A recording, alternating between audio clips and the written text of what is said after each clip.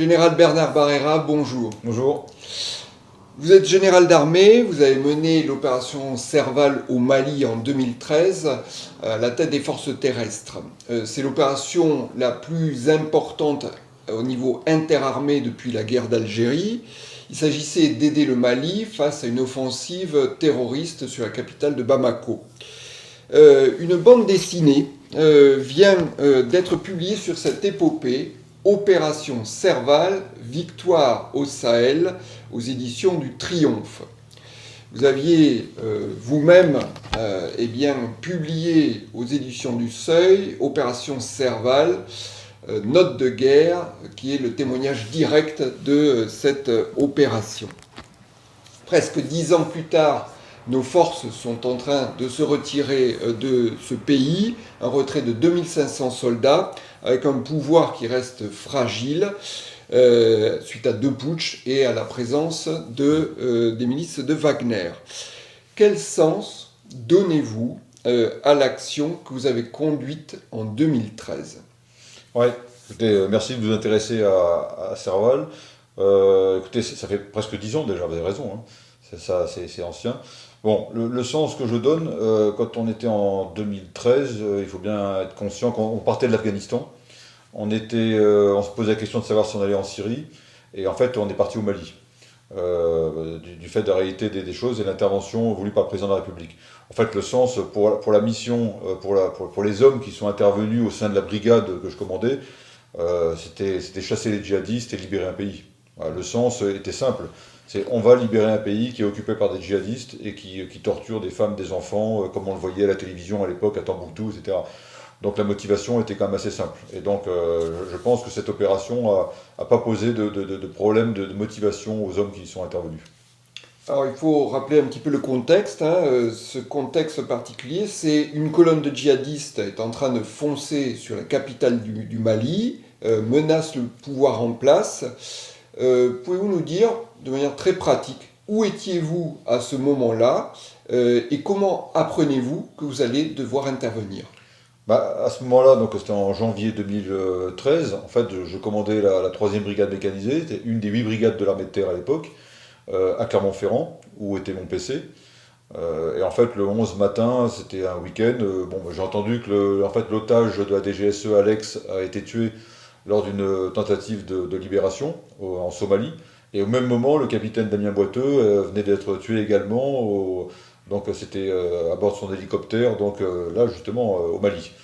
Donc là, on a tous pris conscience qu'en fait, on avait un nouvel ennemi qui était le djihadiste, que ce soit en Somalie ou au Mali, et qu'effectivement, on allait certainement se battre contre eux. Mais moi, personnellement, lorsqu'on m'a appelé, c'est le 12, donc le lendemain, donc le centre le CPCO, le centre de planification et de conduite des opérations, qui m'a appelé pour me dire, bon, t'es de déclenchement d'alerte, donc en fait, ta brigade risque de partir, ou en tout cas les premiers éléments, voilà, c'est déclenchement guépard. Donc c'est quand même quelque chose qui est connu dans l'armée de terre, c'est une prise d'alerte qu'on prend, et on dit toujours guépard part pas, cette fois-ci il est parti. Mais j'étais en fait, c'était un dimanche, j'étais dans ma voiture familiale avec mes enfants qui voulaient faire de la luge, il faisait très froid, il y avait de la neige partout, et il a fallu que j'annule la mission, c'est la seule que j'ai annulée, mais j'ai ramené mes enfants à la maison. Bon, ils n'étaient pas contents du tout, parce qu'ils étaient petits, et en fait je suis parti dans mon PC pour appeler mes colonels et leur dire déclenchement d'alerte guépard, tenez-vous prêts à partir, quoi. Voilà où j'étais. Est-ce que vous pouvez détailler un petit peu ce qu'est cette alerte guépard, enfin ce dispositif guépard pour qu'on comprenne un peu mieux ? Ouais, le dispositif Guépard, c'est un dispositif français, hein, qui est tout à fait national, qui a été mis en place à ce niveau-là, c'est-à-dire au niveau de la brigade, au niveau entre 2 et 4 000 hommes, qui a été mis en place en 2012, alors qu'avant on avait des unités Guépard avec des petites unités qui sont intervenues d'ailleurs dans le passé. Mais là, on a mis en place un système qui pouvait faire partir 2000, 3000 jusqu'à 5000 hommes. Voilà. Et donc, ma brigade avait été désignée, elle avait pris son créneau de 6 mois, tous les 4 ans, parce qu'il y a 8 brigades. Et donc, elle était prête à partir, elle l'avait pris entre septembre et mars. Et donc, quand c'est tombé en janvier, c'était ma brigade qui était d'alerte. Et donc, en fait, toutes mes unités savaient qu'elles pouvaient partir au coup de sifflet. Donc, ils avaient fait leur vaccination, ils avaient leur passeport, ils étaient entraînés. Ça faisait 1 an qu'on s'entraînait pour un engagement réel. Et donc, en fait, ils n'ont pas été surpris. Donc, on était prêts à partir. Donc avant ce départ, donc vous avez pris ce commandement à Clermont-Ferrand, c'est quelque chose dont vous témoignez dans votre ouvrage. Vous êtes attentif à la condition du soldat et avec un peu d'humour, vous parler de ce que vous appelez l'opération Shower. Peut-être nous parler de ce point-là. Moi, je suis un petit peu étonné, c'est-à-dire que quelque part, cette attention à la condition du soldat, quelque part, est-ce que c'est pas antinomique avec le côté un peu spartiate de la vie du soldat? Ouais, non, je pense que c'est pas antinomique. Alors, sur Shower, en fait, je disais en rigolant, vous avez raison de le dire, avec un brin d'humour, qu'en fait, j'avais deux victoires qui étaient Serval et Shower. Bon, la deuxième est quand même plus importante. Mais Shower, c'était, je m'étais fixé sur la condition du personnel, on appelle ça comme ça, donc en fait sur les conditions de vie des soldats. Et j'avais remarqué que dans le centre de formation de nos jeunes recrues à Angoulême, le bâtiment était pas spartiate, mais il était dégradé, comme beaucoup de bâtiments, parce que pour un problème financier. Donc j'avais voulu absolument, comme la première année, rénover ce bâtiment à l'intérieur, refaire des douches, refaire des blocs d'hygiène, pour pas que les soldats, en arrivant dans l'armée, soient dans un dispositif dégradé. Donc, et ça a marché, puisque avec des moyens du génie, on a réussi à réparer ce bâtiment. Voilà, mais si votre question elle est intéressante, parce qu'en fait, elle fait ressortir, je veux dire, l'ADN de l'armée de terre. En tout cas, moi, c'est comme ça que je l'ai vécu, et c'est comme ça que c'est vécu. C'est-à-dire qu'en fait, les chefs sont proches de leurs soldats, parce qu'ils peuvent aller jusqu'à la très grande rusticité, comme on l'a connu après. Mais en revanche, il faut assurer, c'est pas le minimum, c'est la vie normale à un soldat qui nous fait l'honneur de s'engager chez nous. Donc il faut lui assurer un bon hébergement, une rétribution et en même temps la nourriture, mais qu'on soit proche de lui. Et je pense que plus on est près de nos soldats, et plus ils vous suivent au combat. Parce que si vous avez des horaires de fonctionnaire, et vous faites 8h, midi, 2h, 6h, et que vous dites après c'est votre vie personnelle, on est à côté de la plaque. Un soldat, il vous suit jusqu'à la mort. Donc vous devez, c'est pas qu'il n'y a pas de limite, mais vous devez vous occuper de lui en permanence et vous assurer qu'il a des conditions de vie qui soient normales et des conditions également d'engagement qui soient normales. Donc tout ce qui rapproche le chef du soldat, et on n'est pas dans les tranchées de 14-18, mais c'est quand même l'esprit, en fait on vit la même chose, on doit être engagé dans les mêmes conditions. C'est ce qui s'est passé. Et c'est parce qu'on vit les mêmes choses que finalement on a confiance dans le chef, ou on a confiance dans ses subordonnés, et qu'ensuite on peut aller jusqu'au bout. Et puis parce que l'armée de terre, c'est quand même très tripale. On est accroché avec nos hommes parce que c'est notre substance. Nos équipements, bien sûr, mais nos hommes, ils nous suivent ou ils ne nous suivent pas. Et les forces morales, c'est quand même ça. Alors, une fois que François Hollande décide l'intervention, vous venez prendre vos instructions au CPCO, le centre de commandement, à Paris, et un officier vous dit, Bernard, tu vas avoir la mission de ta vie, libérer un pays. Avez-vous conscience à ce moment-là de ce qui vous attend là-bas? Non, non, j'ai pas conscience. Parce que je connais pas le Mali, parce que c'est une mission qui est énorme. Et si vous voulez, la mission d'une brigade, c'est un front de 10 km, voilà, c'est un petit front en OTAN. Là, me dire avec ma brigade, je vais rentrer dans un pays qui est grand comme deux fois la France, et il va falloir libérer un pays grand comme deux fois la France, là vous dites, bon, je m'accroche à mes principes et pas à mes normes OTAN ou enfin, mes normes d'utilisation. Mais vous dites, c'est quelque chose qui est hors norme.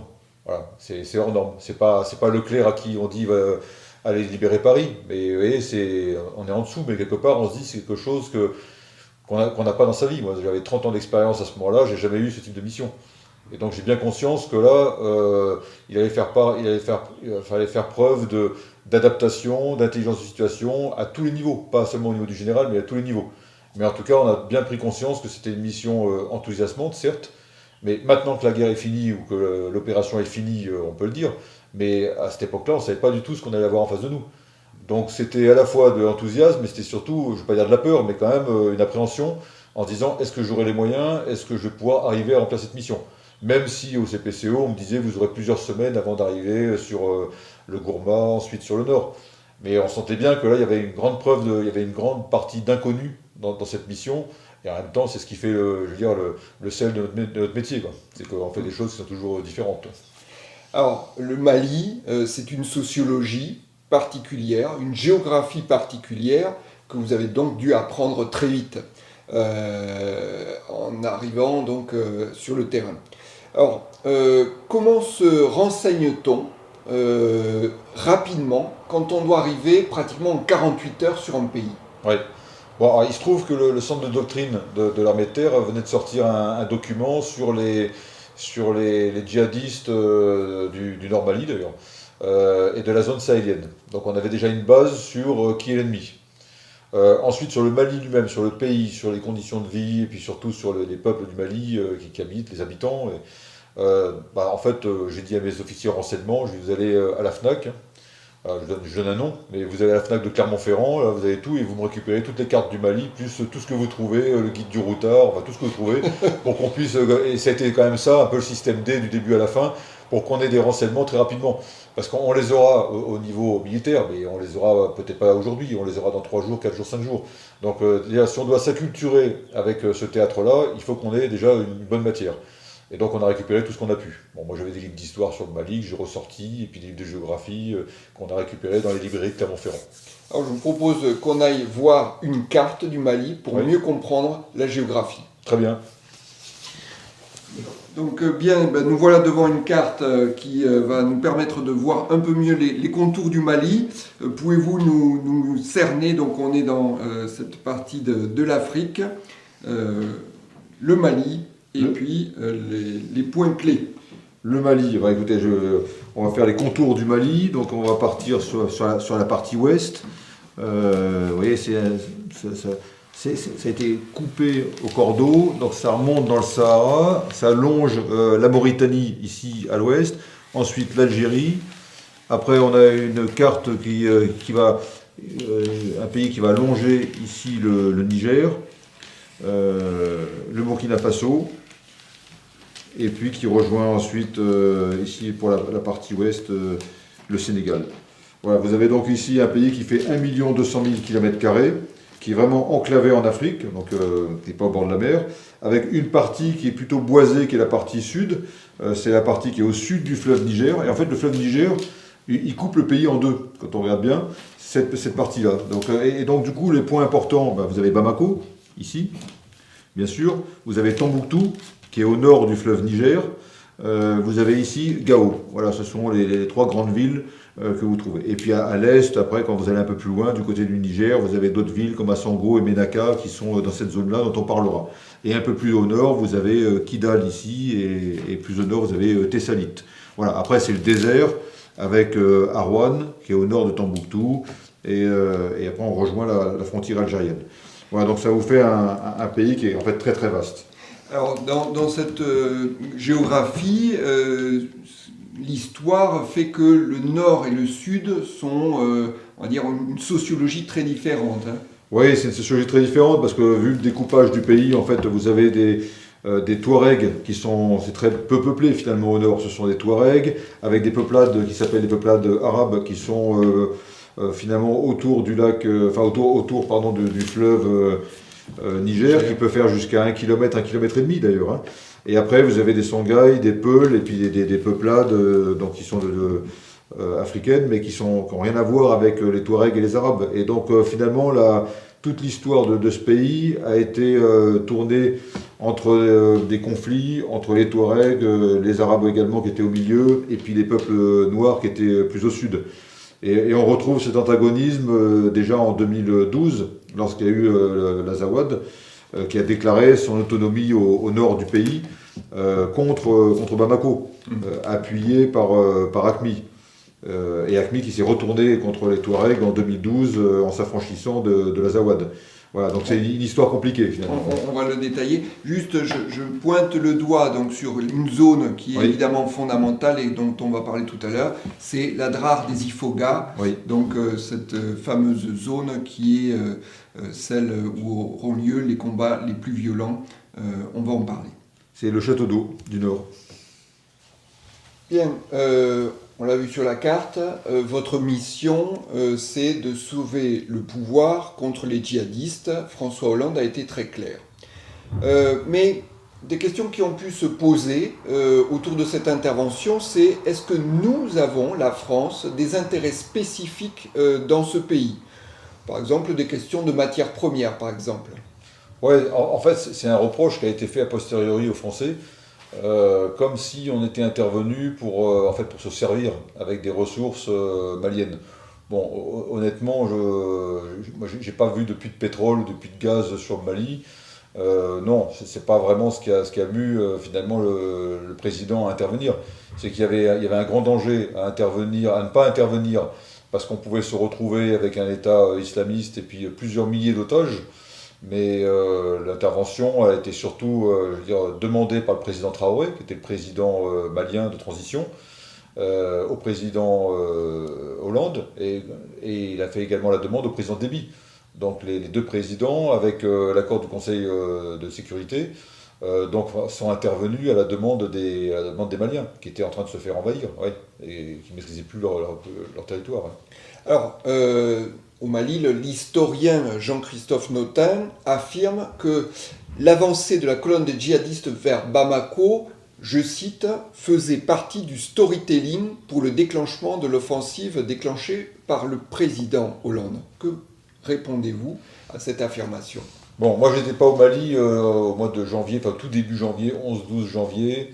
Je suis pas capable de vous dire si en fait les Ansar Eddine et tous les groupes djihadistes AQMI qui ont pris Konna, est-ce qu'ils étaient prêts à foncer sur Bamako ou pas?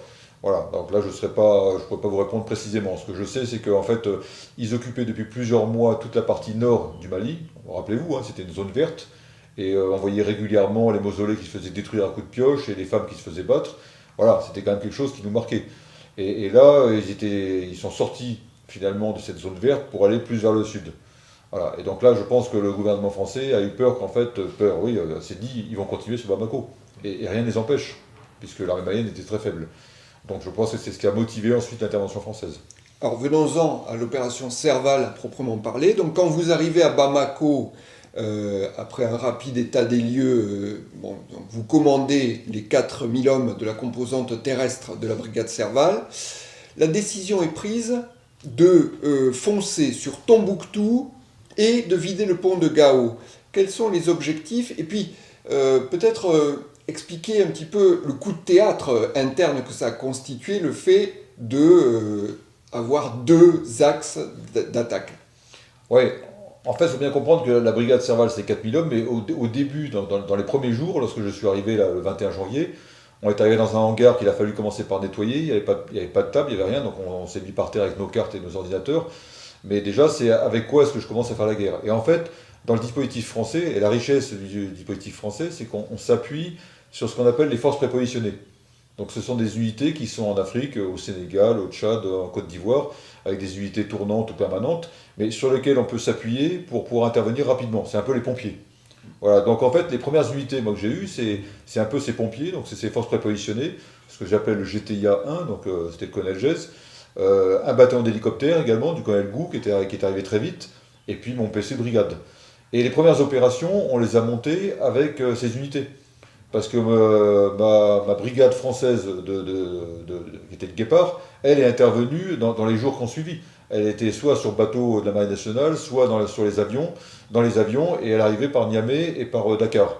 Donc les premières opérations qu'on a menées, c'est avec les forces prépositionnées, avec les hélicoptères, avec les parachutistes du deuxième REP qui était de Guépard d'ailleurs. Et donc on a foncé sur Tombouctou. Mais l'objectif c'était de prendre, le fleuve Niger. C'était de prendre le Gourma, qui était la zone sud.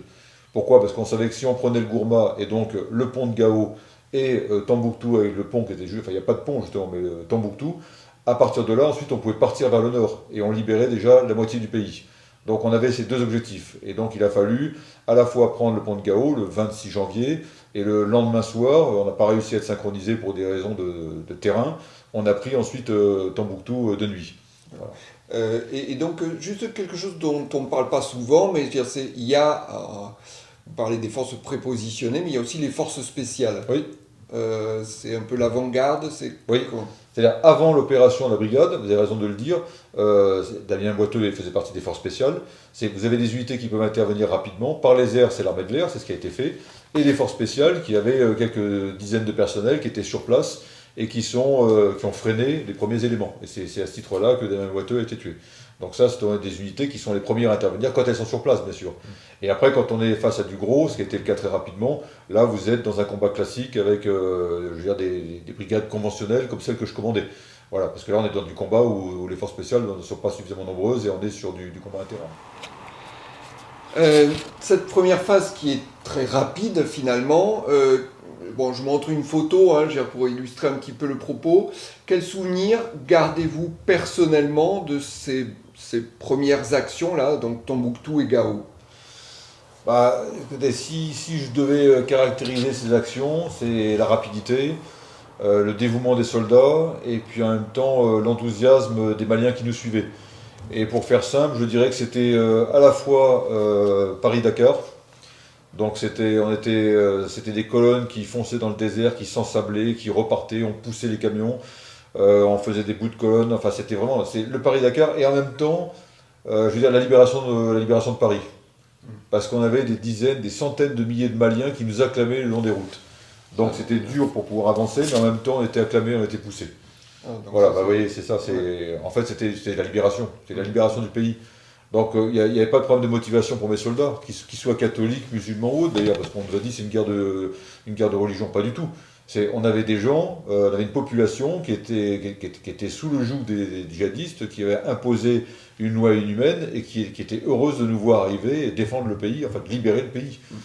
Donc voilà, c'était Paris-Dakar et libération de Paris, et une grosse opération militaire. Alors,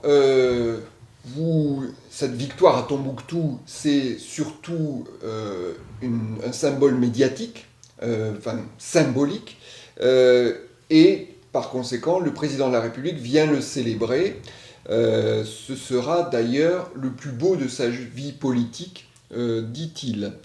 Comment, en tant que général, prépare-t-on un événement, une venue présidentielle comme celle-là, alors qu'on est encore en train de préparer les opérations suivantes vers le nord?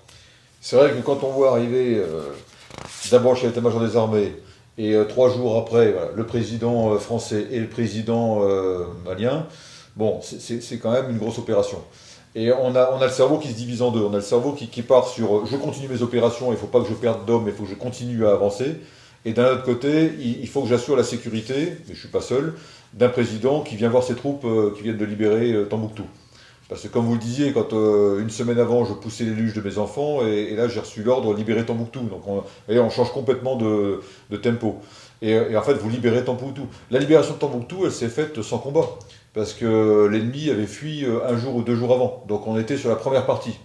Mais c'est une ville qui est quand même forte d'incertitudes. Il y a beaucoup de ruelles. Enfin, Non, si on veut se cacher, on peut se cacher. Oui, d'ailleurs on a fait une opération militaire avec un raid blindé qui est arrivé de nuit, des parachutistes du REP qui ont été parachutés dans la nuit à 23 h, le 27, et donc en fait on a fermé la ville et ensuite on est rentré dans la ville dans la nuit et le matin. Donc il y avait quand même la peur de se faire attaquer en combat de rue. Ça n'a pas été le cas. Donc à peine libéré, finalement on m'a dit le président vient, c'était le 2 février. Voilà, je me rappelle très bien, le 2 février. Et là, la rencontre avec le président, si vous voulez, c'est quand même des moments uniques.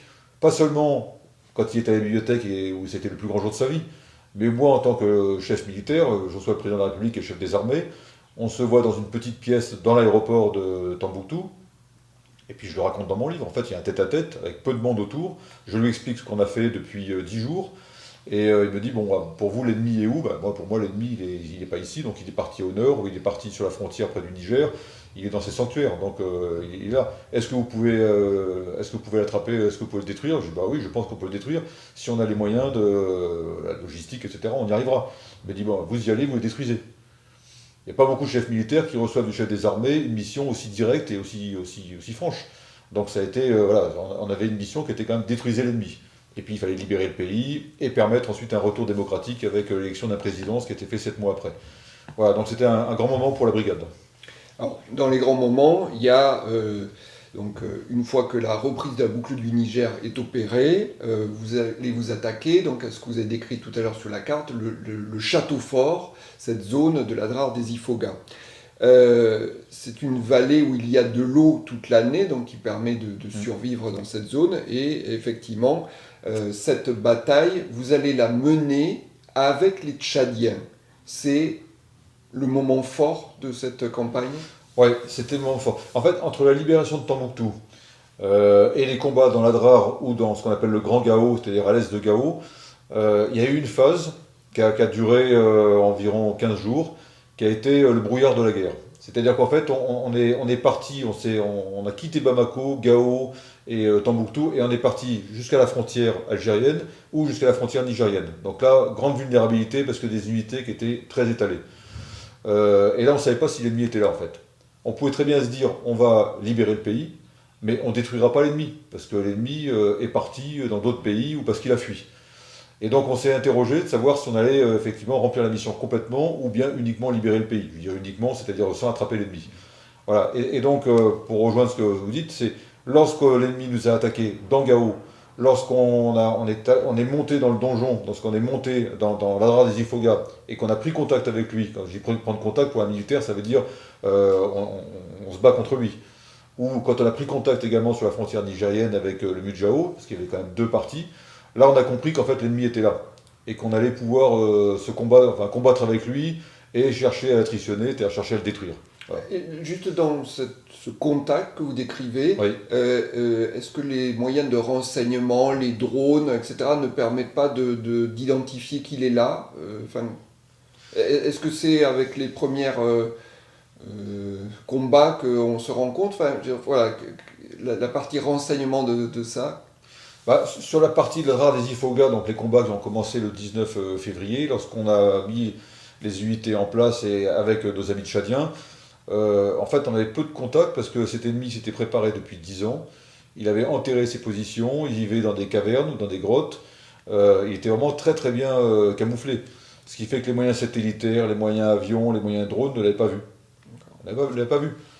Moi, le sous-chef opération est venu me voir le 16, il m'a dit bah, il n'y a plus personne, on n'a rien comme renseignement. Voilà, et moi, oui, très bien, mais je lui ai dit, je vais y aller avec ma brigade, et je vous dirai qu'il n'y a rien, une fois que j'aurai effectivement mis mes fantassins, qu'on sera allé dans toutes les vallées, et qu'effectivement, j'aurai constaté qu'il n'y a personne. Et quand on y a été, voilà, en fait, ils étaient là et ils nous attendaient, quoi. Alors cette opération, vous la menez conjointement donc, avec les Tchadiens, et notamment en partenariat avec Mahamat Idriss Déby, qui est aujourd'hui président de la République du Tchad. Oui. Quel est le souvenir de ce travail en commun? Ouais, moi, je garde un très bon souvenir de ce contingent tchadien, qui était vraiment comme les Nigériens qu'on a eu d'ailleurs dans la région de Gao, parce que c'est vraiment des guerriers. C'est des guerriers. Ils ont traversé une partie du Tchad, le Niger, et ils sont arrivés en même temps que nous dans la Dra des Ifoga, après avoir fait pratiquement 3000 km de traversée avec des véhicules à roues et à chenilles. Et ils étaient prêts à combattre avec nous, et je veux dire en bonne coopération. Et régulièrement, j'allais voir le général Déby, qui était un jeune général, 25 ans, qui commandait avec Bikimo donc, cette force d'intervention tchadienne. Ils étaient plus de 2000 hommes. Je prenais l'hélicoptère, je traversais la zone ennemie, je survolais la zone ennemie, je me posais, et en fait on se faisait un point de situation pratiquement tous les 2 jours, et en fait on s'est coordonné comme ça pour savoir à quel moment est-ce qu'on attaquait et comment est-ce qu'on attaquait. Et il y a eu une grande, grande fraternité d'armes entre lui et moi, en fait, parce qu'en fait on se battait ensemble. Donc, dans cette rare des Ifoga, vous déployez vos troupes d'élite, 1200 soldats appuyés par des hélicoptères, des avions de chasse. Elles sont aussi épaulées par 800 militaires tchadiens aguerris. Les combats sont d'une extrême violence.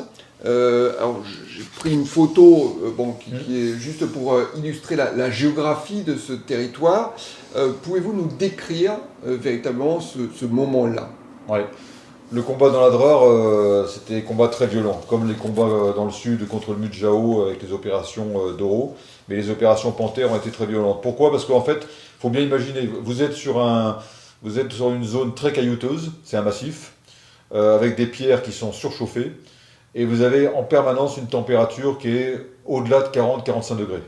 Vous voyez, quand on est en canicule à 35 degrés, déjà on ne vit plus. Là, vous rajoutez 10 degrés, et les soldats, vous leur faites porter 40 kilos. Au bas mot 40 kilos, parce que leurs armes, leur gilet pare-balles, leur casque, les munitions, l'eau, parce qu'ils doivent porter leur eau. Donc en fait, ils sont écrasés de chaleur et écrasés par le poids. Et ils doivent avancer pour ensuite prendre contact avec l'ennemi et le détruire. Donc on a finalement attaqué les vallées les unes après les autres. Et la grande bataille, c'était la première vallée, qui était la vallée de Lamatétaï, donc au nord de la Dra des Ifoga, où là le général Dembélé, qui était le chef d'état-major des armées maliennes, m'avait dit, juste avant de partir, s'il y a une vallée où ils sont, c'est dans la Matétaï, parce que dans la Matétaï, il y a de l'eau à 1 mètre sous-sol. Donc il suffit de creuser et on a de l'eau. Et ils seront là. Et il le savait parce que lui avait été en garnison pendant 8 ans à Thessalite. Donc il connaissait très bien la région. Donc d'emblée, je m'étais fixé sur de prendre cette vallée. Et on l'a pris avec, d'une part, côté est, les Tchadiens qui attaquaient, les blindés français qui attaquaient l'autre côté de la vallée, avec des petits drones qu'on avait, qui nous ont permis là de voir l'ennemi une fois qu'il était débusqué. des avions de chasse, et puis de l'aéronaval, des hélicoptères, et puis bien sûr des parachutistes qui, à pied, ont coupé la vallée en deux en passant par le massif, là où personne ne les attendait. Et on a surpris l'ennemi. On a surpris l'ennemi, comme au Garigliano en 1944, comme au Doropoli en 1918. En fait, l'ennemi ne s'attendait absolument pas à être coupé en deux. Et donc ça a duré pendant 2 semaines. Et l'ennemi ne pensait pas que des Occidentaux Ouais, iraient au contact d'une telle manière. ouais. Il y a un autre facteur, enfin, vous avez parlé de la chaleur, etc., mais il y a aussi la gastro je veux dire, sévit très fortement. Enfin, je veux dire, c'est un élément de plus. Alors, c'est l'eau, c'est la nourriture, je ne sais pas, mais... Ouais, ouais. Ouais, il y a eu, les conditions de vie ont été très dures parce que les gens ont eu très chaud. Ils arrivaient de France où il faisait très froid, donc ils ont pris un choc thermique qu'il a fallu absorber très rapidement. Et lorsqu'on s'est retrouvé sur zone, on était dans la plus grande rusticité. Je veux dire, les gens dormaient sur des cartons, ils n'avaient pas de lipico, et en fait, ils avaient ce qu'ils avaient. Tout ce qu'ils savaient, c'est qu'on leur donnerait 10 litres d'eau par jour, qui était le minimum pour pouvoir tenir. 10 litres. Et en fait, pendant 4 mois, on a mangé des boîtes de rations parce qu'il n'y avait pas de verdure, parce que voilà, on était en tendu à l'extrême. Et c'était nos convois du train qui nous amenaient en fait ce qu'il fallait pour vivre, avec parfois 2 jours d'eau d'avance. Donc je suivais autant les opérations que la situation logistique. Mais la gastro a frappé tout le monde. Alors, vous savez comment elle est arrivée, je ne sais pas. Mais on a été quand même très frappé et donc à ne pas pouvoir tenir debout. Donc en fait, on mangeait du riz, une boîte de coca quand on en avait. Voilà, enfin, c'était la rusticité, mais ça a tenu. Je veux dire, on a réussi à prendre la vallée et en face, ils ne s'en sont pas aperçus en fait. Alors, en tant que général, donner un ordre d'attaque, c'est assumer la possibilité de la mort. Et d'ailleurs, cela arrive. Comment vit-on ces moments-là, pendant et après? Oui, bah, c'est le propre de la vie militaire, c'est d'assumer et en même temps d'être responsable et en même temps de donner des ordres. Donc là, c'était le cas. Donc, là, quand on a attaqué donc le 26 février, j'ai fait en sorte que les ordres qu'on avait préparés avec l'état-major, avec toutes les unités qui étaient sur le Thessalite, soient bien comprises par tout le monde. Qu'on ait bien effectivement les appuis. Donc en fait, que les ordres soient réalisables. Voilà. Qu'avec mon expérience militaire, ma connaissance du combat interarmes, aidé par l'état-major, je puisse me dire, là, je leur donne les moyens de pouvoir combattre et de pouvoir vaincre. Et donc, j'ai pris mon hélicoptère et j'ai fait tout le tour des PC de bataillons qui étaient autour de la DRAR pour leur parler et leur dire ce que j'attendais d'eux. Voilà. Et leur dire, vous allez avoir des morts, vous allez avoir des blessés. Mais vous aurez des hélicoptères pour vous évacuer, vous aurez de l'eau, vous aurez des munitions, et je compte sur vous pour continuer d'avancer et pas vous arrêter. Parce que ceux qui sont en face sont persuadés qu'on ne va pas y aller, mais on va y aller parce que les Français savent se battre et ils iront. Et donc c'est la mission, c'est de prendre ce massif, mais en même temps, vous aurez des blessés et des morts. Donc continuez de vous battre. Et là, vous avez des moments intenses où vous voyez les hommes, vous les voyez les yeux dans les yeux, et en fait, là, c'est en fait, on ne joue plus. On n'est plus en camp de manœuvre, on n'est plus à Montmelon. On est dans le réel et on ne sait pas ce qui va se passer. Et on ne refait pas le film une fois qu'il y a un drame. Et vous prenez des ordres et vous savez que vous allez avoir des blessés. D'ailleurs, quand le combat commence, en fait, vous êtes après l'entraîneur qui est au bord du terrain de foot, votre équipe est en train de jouer, et vous comptez les points et vous entraînez, vous donnez les ordres, les ajustements, mais c'est parti, quoi. Les bataillons avancent ou ils avancent pas, et ils ont des morts et des blessés. Voilà. Mais ça s'est bien passé parce que je pense que tout le monde avait bien préparé cette affaire, et en même temps, les gens étaient motivés, voilà, et puis ils étaient bien armés aussi. Dans la spécificité de cette organisation, le poste de commandement est lui-même itinérant, c'est-à-dire que en tant que commandement, vous vous déplacez, enfin, ça c'est quelque chose, on va dire, qui est spécifique à cette opération, enfin, Non, non, enfin, c'est normal, c'est-à-dire que le poste de commandement doit être près de l'avant. Vous savez, le général de Montsabert qui commandait la 3e brigade, il disait c'est l'avant qui commande. Voilà, et je pense que en fait, vous sentez le terrain et vous sentez vos hommes et vous sentez les situations si vous êtes près de l'avant. Alors, il ne faut pas y être toujours parce que vous devez être à l'arrière pour bien mesurer la globalité du combat interarmes, interarmé, savoir ce qui se passe au-dessus, quelles sont les contraintes que vous pouvez avoir. Mais régulièrement, vous devez être à l'avant pour voir si effectivement ça passe ou ça passe pas. Et donc, tout au long de cette grande opération, en fait, mon PC, c'est coupé en deux, parfois en trois, avec des PC avant, des PC de circonstance. Donc, il y a une manœuvre des PC qui est quand même très technique, mais dont l'objectif finalement est de continuer de commander tout un front, parce qu'il s'agissait carrément d'un front. On était à la fois sur Gao, sur Tetsalit et sur Tombouctou. mais en prenant les bonnes mesures de niveau global, pour pouvoir mettre un effort tantôt au nord, tantôt au sud, et puis quand moi j'allais au nord, par exemple, de sentir au nord si ça passait ou pas. Donc régulièrement, je prenais là aussi un hélicoptère la nuit, parce que la nuit, les gens se battent pas ou peu, ils sont complètement crevés, d'un côté comme de l'autre. Et là, j'allais voir mes chefs de bataillon, mes colonels, pour savoir comment ça se passait, et s'ils avaient ce qu'il fallait pour continuer à combattre. Et ensuite, je revenais dans mon petit PC à Thessalite, ou à Gao, pour voir ensuite l'organisation générale. Les combats sont intenses dans cette vallée. Ce qu'il y a, c'est que les ennemis ne sont pas focalisés uniquement dans cette vallée. Il y a Gao, il y a Tombouctou. Comment faites-vous pour gérer la multiplicité des points de combat? Ouais, en fait, ouais, c'est vraiment une bonne question. C'est-à-dire qu'en fait, la brigade n'était pas engagée sur une zone, un secteur, mais elle était en zone lacunaire, comme on dit, sur plusieurs zones. Donc la zone principale à ce moment-là, parce que c'est là où il y a eu pas les plus gros combats, mais on a engagé plus de forces, c'était l'Adrar des Ifoga, où là il y avait AQMI, en fait, Al-Qaïda Maghreb islamique. Mais au même moment, on savait qu'il y avait un autre groupe islamique qui était le Mujao, qui était dans la région de Gao, Menaka, voilà, plutôt du côté du Niger. Et puis on avait aussi l'aéroport de Tombouctou qu'on tenait, avec un escadron, un capitaine tout seul, et donc je me disais, celui-là, il peut être submergé ou il peut être attaqué. Donc en fait, tout le but de l'organisation de mes postes de commandement et de la manœuvre, c'était d'être sur le front principal qui était dans la Drade des Ifoga, où là on avait plus de force, mais en même temps de ne pas négliger les opérations qui se menaient sur les deux autres fronts, qui étaient le front de Gao, du Grand Gao, avec les opérations d'Oro, dans la région de Djebok, de Inarawe, d'Ineman, et puis Tombouctou.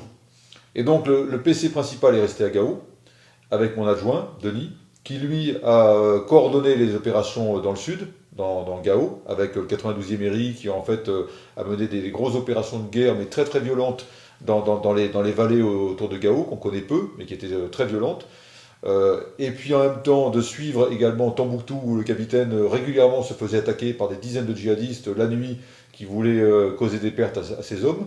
Donc en fait, j'avais ces trois points, et que je dirigeais avec Denis. Et régulièrement, quand on mettait un effort, par exemple, sur les opérations du Sud, j'arrêtais mes opérations au nord et j'arrêtais une vallée pour pouvoir permettre aux hélicoptères de faire l'effort dans le Sud, ou pour dire à la chasse, mettez les efforts sur la zone Sud, et dans 3 jours, on reprendra sur zone nord. Donc on alternait finalement les unités qui étaient un peu les éléments uniques. Et donc c'est cette articulation des trois qui a fait qu'on a réussi à mener les trois. Mais sans savoir ce qui allait se passer. Vous savez, quand en pleine nuit, vous faites attaquer Tombouctou et le capitaine est en limite de se faire submerger parce qu'il a plusieurs dizaines de djihadistes, vous avez beau envoyer de la chasse sous les hélicoptères, il s'en tient qu'à lui-même en fait. C'est lui qui défend sa peau. Et au sud, lorsque les unités font 100 km de raid et ils arrivent sur Djebok, en fait, ils ont en face d'eux des dizaines, voire des centaines de djihadistes, vous envoyez la chasse, les hélicoptères, mais vous savez qu'il y a trois lumières rouges qui s'allument en même temps, quoi. Donc le tout, c'est d'alterner pour éviter d'en avoir trois en même temps, quoi. Or, dans les chocs, les découvertes que vous faites chemin faisant, entre guillemets, eh bien, il y a la découverte des enfants soldats, et puis il y a aussi l'utilisation de la kétamine. Ouais, ouais. Il y a eu un vrai choc dans la brigade quand en fait on s'est rendu compte qu'en face il y avait des enfants. Voilà, ça humainement c'est quelque chose qui a marqué tout le monde, hein. Les parachutistes, les légionnaires, les sapeurs, tous les gens qui ont été les premiers qui ont trouvé des enfants soldats, soit morts autour des puits d'eau, parce qu'en fait les djihadistes les envoyaient avec des gourdes pour les remplir les gourdes, alors qu'on ne savait pas que c'était des enfants, donc, mais eux le savaient. Bon, et là on s'est retrouvés, on s'est dit là on est vraiment retourné au temps de l'esclavagisme, on est retourné au temps où en fait les enfants sont une manne pas chère et où on s'engage pas. Donc on s'est dit ils sont courageux mais ils sont pas valeureux. Et quand mes soldats ont su ça, je veux dire, ils faisaient 2 fois plus attention avant de tirer. Et on a eu plusieurs cas de figure où il y a eu du corps à corps pratiquement à quelques mètres, où nos hommes n'ont pas tiré parce que la silhouette était plus basse et c'était les enfants qui portaient les munitions, qui portaient l'eau. Donc là, ça les prenait aux tripes. Et vous voyez, je vous dis ça, j'ai un souvenir ému, là. J'avais été voir mes sapeurs des mineurs du 31 de Castel-Sarrazin. Et un jour, c'est le padré, donc c'est l'aumônier qui me dit, vous savez, mon général, vous devriez aller voir les sapeurs des mineurs. Ils reviennent de la vallée, ils ont vu des choses pas très belles et ils encaissent. Et c'était un bon capteur, mon padré, là, Danel, là. Je vais les voir, et puis il y en a un qui passait adjudant, je lui remets son galon, on a pris une bière chaude, et puis on a discuté, et en fait, il venait de découvrir des cadavres d'enfants soldats qui avaient été tués dans la vallée entre les Tchadiens et les Français par des tirs lointains. Et l'adjudant, il le prenait pour lui. Il disait, je comprends pas, moi j'ai des enfants en France, ils ont l'âge des petits que j'ai ramassés, quoi. Pourquoi? Pourquoi est-ce qu'on en est là? Donc là, les blessures invisibles dont on parle, c'est avec des choses comme ça que les gens se les prennent en pleine figure, quoi. Donc là, la seule solution, c'est de parler avec vos hommes. Et c'est pour ça que les chefs, qu'ils soient général ou lieutenant, il faut passer le temps le soir, vous n'êtes pas derrière votre téléphone, vous parlez avec vos hommes, et là il faut que ça déborde. Voilà, il faut qu'on parle, et puis il faut que les gens comprennent que bah oui, on est engagé dans une sale guerre, parce que ceux d'en face sont des sales guerres. Ils prennent des enfants soldats, ils droguent leurs soldats. Vous l'avez dit, la kétamine, c'est une drogue pour cheval, qui arrivait certainement de Libye. Ce sont des piqûres, et on en a retrouvé plein par terre. C'est des piqûres qui finalement vous enlèvent la peur et vous enlèvent la douleur. Donc on avait des gens qui en face avaient des tirs d'artillerie, mais ils restaient debout. Donc aussi c'est pas normal. Un tir d'artillerie, les gens se cachent. Ou bien on leur tirait dessus, ils continuaient d'avancer, comme des robots. Voilà. Il y a un lieutenant qui s'est fait mitrailler à Tombouctou, qui a été blessé aux deux bras, qui s'est écroulé. Son tireur mitrailleuse a tué 2 djihadistes, mais ils avançaient, ils étaient à la kétamine. En fait, ils n'avaient même pas peur. Donc là, vous êtes face à des robots, donc c'est pas la même règle du jeu, mais en même temps, c'est pas normal. Et ils droguaient également les enfants. Bon, ça, il faut le savoir quand vous engagez. Vous dites, attention, en face, il y a des enfants soldats, attention, il y a de la kétamine. Voilà, on n'a pas les mêmes règles du jeu. Nous, on a des règles de comportement qui sont très strictes dans l'armée française. En face, non, c'était pas du tout ça. Voilà, mais c'est la réalité, en fait. C'est un aspect que vous évoquez dans vos notes, euh, la présence du droit. Ça, c'est un aspect que, face à une violence de cette nature, on peut avoir tendance à se dire, bon, on va répliquer pas sur le même mode, mais en tout cas, et ce que vous dites, c'est qu'en fait, en tant que général, vous êtes accompagné par un juriste, une juriste, Ouais. qui vous dit quelles sont les limites.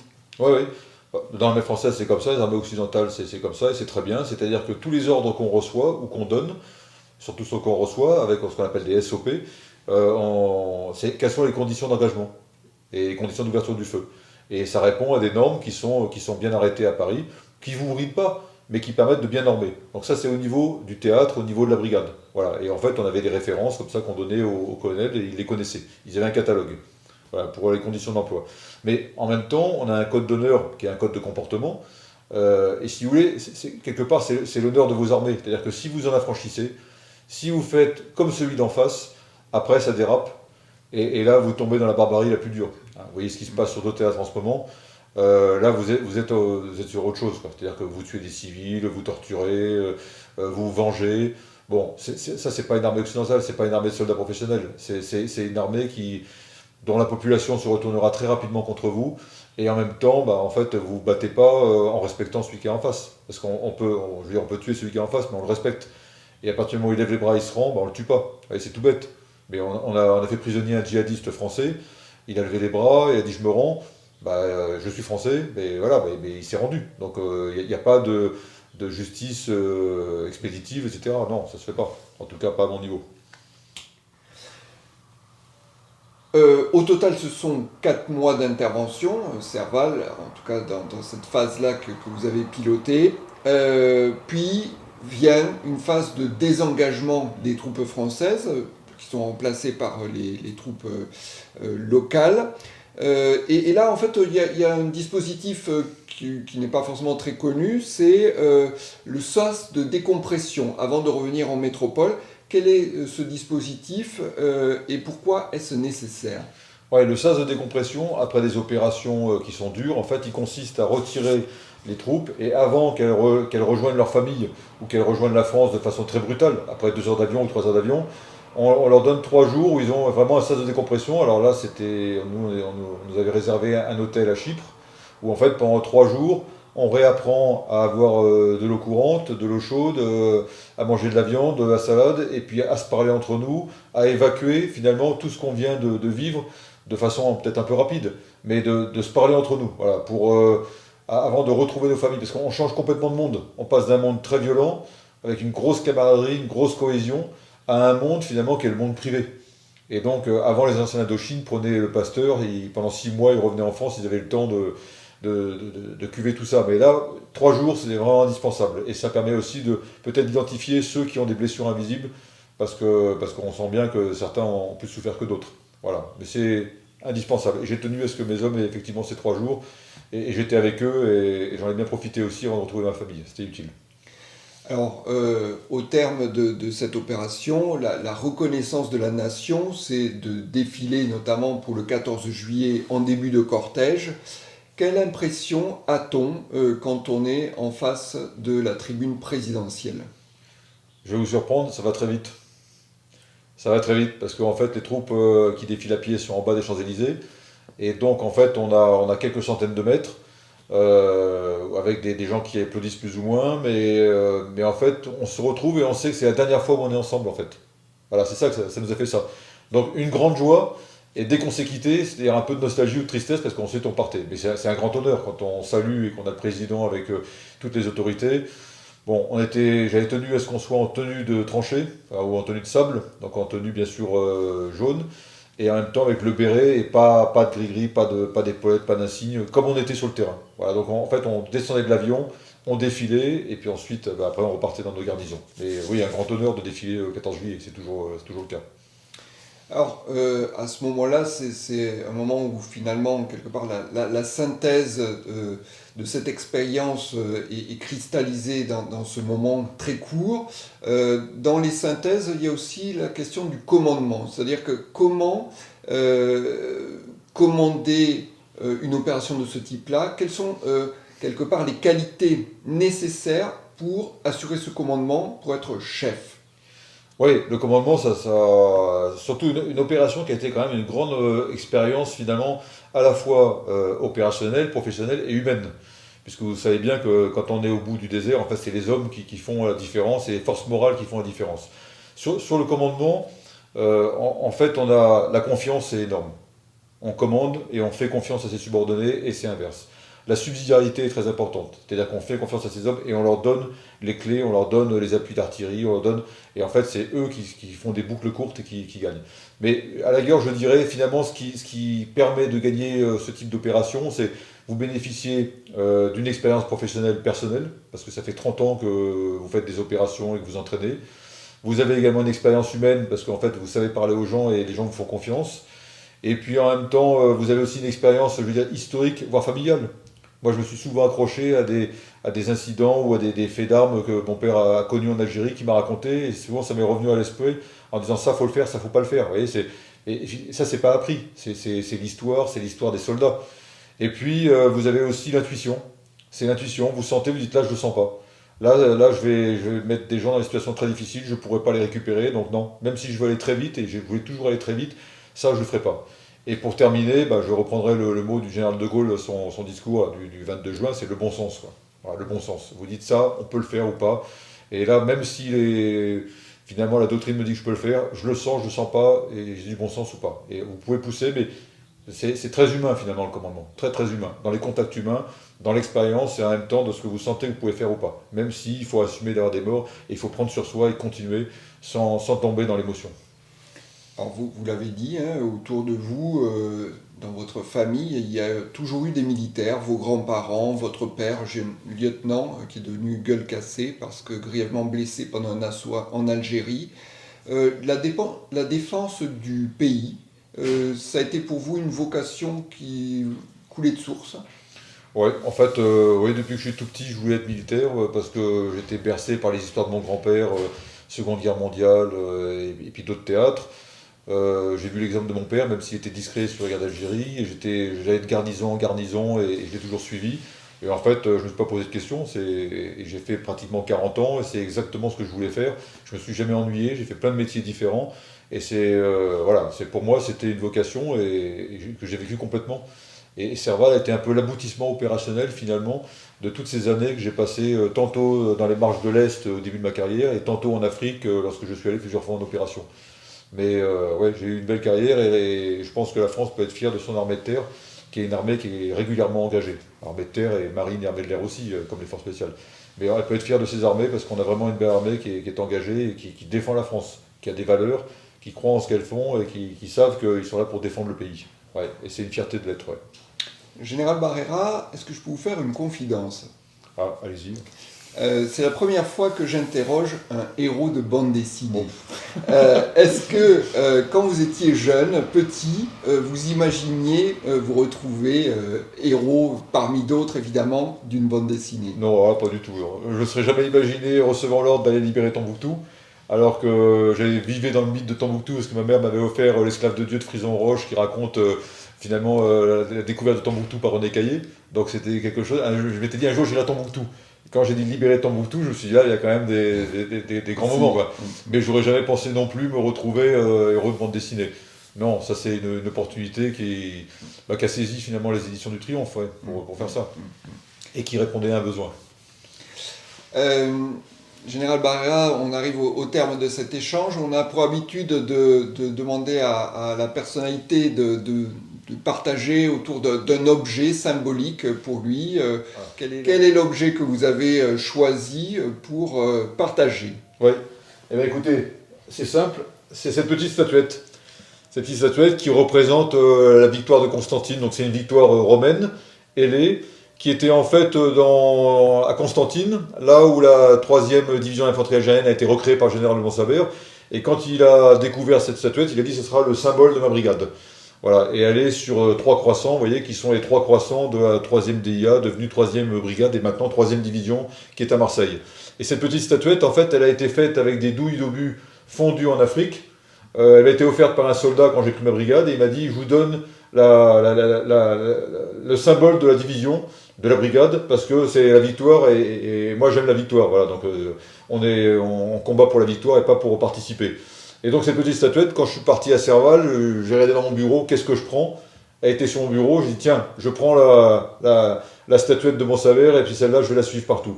Et partout où j'allais, que ce soit à Thessalite, à Kidal ou à Gao, Bamako, elle a toujours été dans ma musette. Et je me suis dit c'est un peu mon porte-bonheur.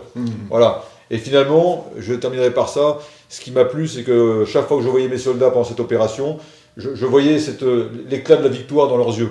Et j'ai fait beaucoup d'opérations, mais finalement ce qui m'a marqué, c'est finalement cette confiance, cette croyance que les soldats avaient lorsqu'ils me voyaient. Ils disaient on est en train de gagner. On a fait plusieurs opérations, on s'est interposé, on est intervenu, on a empêché la guerre en Côte d'Ivoire, dans les Balkans. Mais là, on est en train de gagner. On tue l'ennemi et on gagne et on libère un pays. Donc, et on est fait pour ça, on est aussi fait pour ça. Et donc là, il disait, mon général, c'est la victoire. Je dis oui, c'est la victoire à la fois de Montsabert, de la 3, et pas que de la 3, c'était la victoire de Serval. Voilà, donc cette statuette, vous voyez, elle résume finalement la devise de la brigade qui était un seul but, la victoire. Voilà, et qui était finalement une belle devise que j'ai pu mettre en application et j'en suis très heureux, j'ai eu beaucoup de chance. Et beaucoup de chance et d'honneur de commander les soldats que j'ai eu à commander. Voilà le symbole. Merci beaucoup, c'est un très beau symbole. Ouais. Merci pour votre sincérité, pour l'intensité de cet échange. Merci. C'est moi qui vous remercie en tout cas, vous êtes intéressé à Serval et pour cette interview. Merci beaucoup. Merci.